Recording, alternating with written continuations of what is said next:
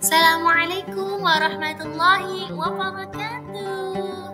Ahlan wa sahlan di pembelajaran PAI Asyik bersama Ibu Atia. Pada materi kali ini, Ibu Atia akan menerangkan di kelas 5 materinya yaitu di bab 4, hidup lapang dengan berbagi.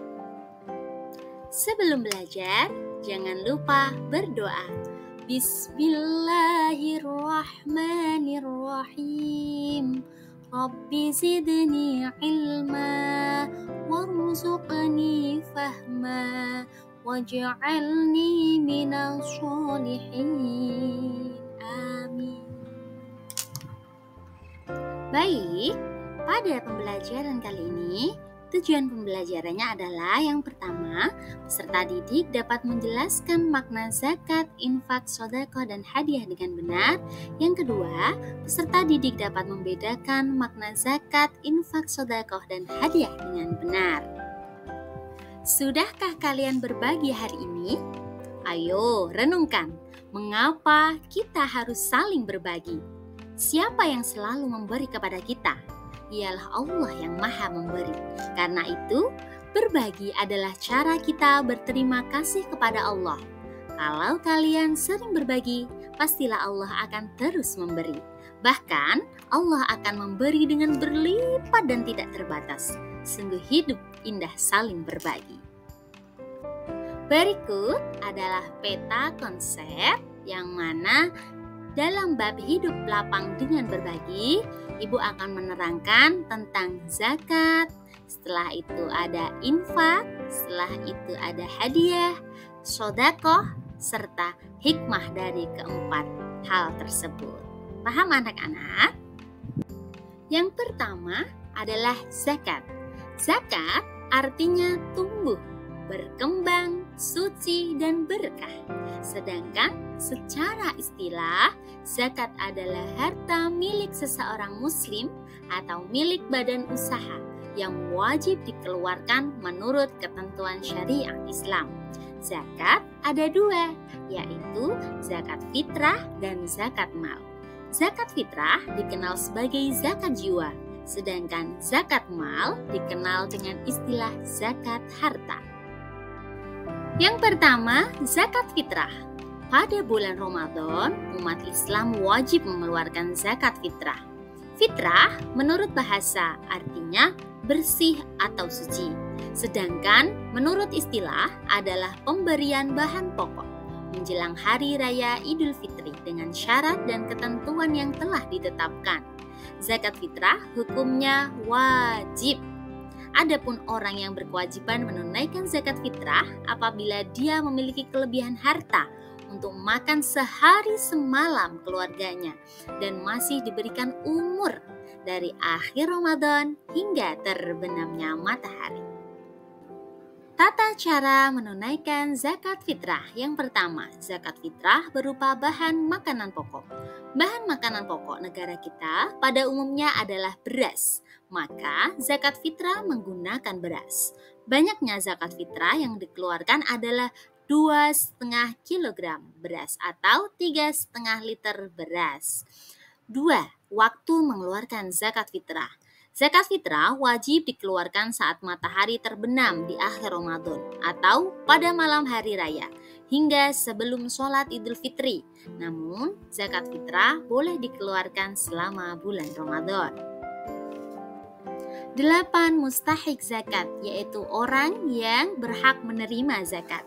Yang pertama adalah fakir, yang kedua miskin, yang ketiga amil, yang keempat mu'alaf, yang kelima rikob, keenam gharem, ketujuh fisabilillah, dan yang terakhir yaitu ibnu sabil. Kemudian yang kedua zakat mal atau harta. Zakat mal disebut juga zakat harta. Zakat mal disebut juga harta yang dikeluarkan oleh seseorang sesuai dengan ketentuan-ketentuan yang berlaku menurut syariat Islam. Adapun yang termasuk zakat mal adalah hasil perdagangan atau perniagaan, hasil pertanian, perkebunan, penangkapan ikan, peternakan barang temuan, emas dan perak. Penghasilan juga harus dizakati yang dikenal dengan zakat profesi. Ketentuan bagi orang yang wajib berzakat. Orang yang wajib berzakat antara lain beragama Islam, baligh dan berakal, bebas dari hutang dan merdeka, bukan budak atau hamba sahaya. Yang kedua, ketentuan harta yang wajib dizakatkan, yaitu cara memperolehnya dengan halal dan baik, hartanya berkembang, hartanya milik sendiri dan memiliki kekuasaan untuk menggunakannya, serta mencapai 1 tahun haul dan mencapai nisabnya. Ketentuan penerima zakat yaitu dinamakan mustahik zakat, orang-orang yang berhak menerima zakat. Terdapat dalam surat At-Taubah ayat 60. A'udzu billahi minasyaitonir rajim. Innamas shadaqatu lil fuqara'i wal masakini wal 'amilina 'alaiha wal mu'allafati qulubuhum wa fir riqabi wal gharimin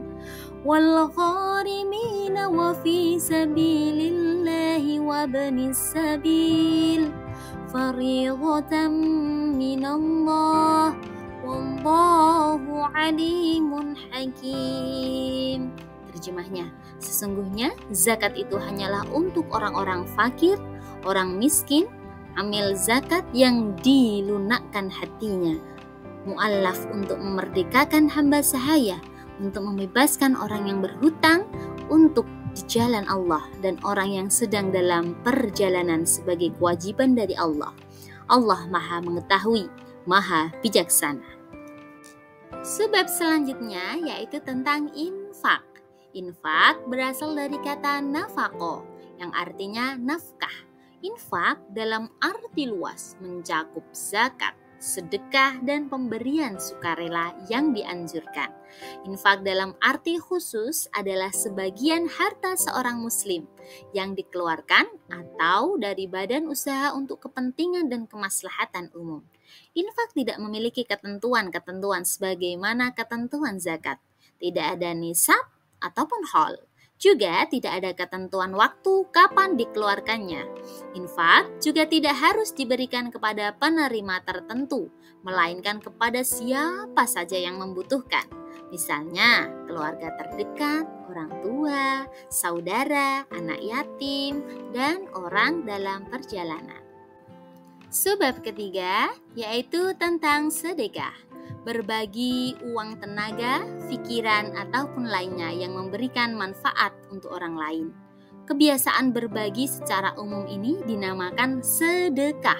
Meskipun hanya senyum tulus kepada orang lain, itu juga sedekah. Sedekah berasal dari kata shodaqo, artinya benar. Dengan demikian, orang yang bersedekah merupakan orang yang imannya benar. Secara istilah, sedekah adalah penyerahan suatu benda dari seorang muslim tanpa dibatasi waktu dan jumlah tertentu untuk kebaikan dan semata mengharap ridha Allah. Sebab keempat yaitu tentang hadiah. Pernahkah kalian mendapatkan hadiah? Ceritakan pengalaman itu. Mungkin akan menjadi inspirasi buat teman yang lain. Sungguh bahagia mendapat hadiah, terutama pada saat momen bahagia seperti mendapat juara dan dalam lomba. Hadiah merupakan pemberian kepada seseorang dengan maksud memberikan rasa hormat, memuliakan, ataupun memberikan penghargaan. Misalnya, pada saat kenaikan kelas, memenangkan lomba menulis, lomba pidato, dan lain sebagainya. Dan yang terakhir dari materi ini adalah hikmah berbagi.